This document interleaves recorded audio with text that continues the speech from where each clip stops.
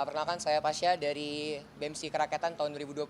Artinya memang kemarin Pak Sufmi Dasko menegaskan dan memberikan informasi bahwa kemarin di legislatif dan kami hari ini diberikan kesempatan untuk menyampaikan aspirasi kami di lembaga eksekutif seperti itu. Pertama, mungkin kami menekan dengan keras bahwa untuk segera mensahkan RUU perampasan aset yang kemarin sudah kami sampaikan di DPR RI. Namun mungkin untuk hari ini kami segera secara lantang juga atas nama BEMSI Kerakyatan menyampaikan bahwa kami dengan tegas untuk menuntut dan menekan Bapak Presiden Republik Indonesia untuk segera membentuk tim investigasi terkait dugaan makar. Seperti itu, kawan-kawan. Iya, perkenalkan nama saya Kaleb, saya Ketua BEM UPN Veteran Jakarta.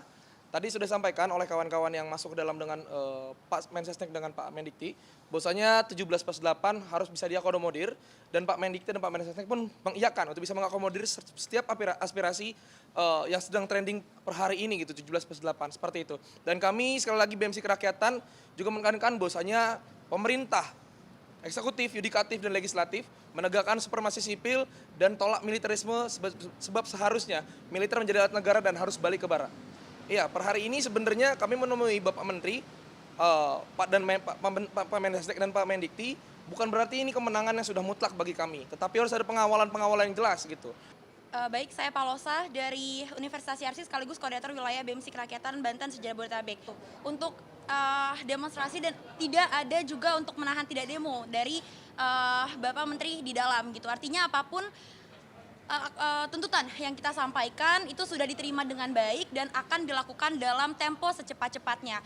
Tentunya perlu pengawalan tersendiri dari kami selaku masyarakat dan mahasiswa. Kami kawan-kawan Cipayung hadir di Sekretariat Negara atas tindak lanjut dari forum aspirasi yang dibuka oleh DPR kemarin. Bagaimana kawan-kawan aktivis di seluruh daerah dan seluruh kabupaten kota bisa tidak ada yang dilakukan kriminalisasi. Pembebasan aktivis ini tentu menjadi tujuan pokok kami. Lalu yang berikutnya adalah mengenai bagaimana tim investigasi harus dibentuk oleh Presiden dan berikutnya adalah kebijakan-kebijakan yang berpihak kepada masyarakat, misalnya pajak dan lain sebagainya agar tidak dinaikkan oleh Presiden dan pemerintah. Kami dari organisasi mahasiswa juga menekankan serius kepada pemerintah untuk bersungguh-sungguh melakukan perbaikan institusi publik dan memberikan atau membuat institusi publik yang inklusif, yaitu institusi publik yang menyerap aspirasi masyarakat dan mendistribusikan hak. Saya Handi Muharam, Ketua Umum PB HMI MPO. Pemerintah harus berkomitmen secara bersama-sama menegakkan supremasi sipil. Kemudian kami juga menyampaikan agar pemerintah segera melakukan reformasi Polri sebagai komitmen penegakan supremasi sipil.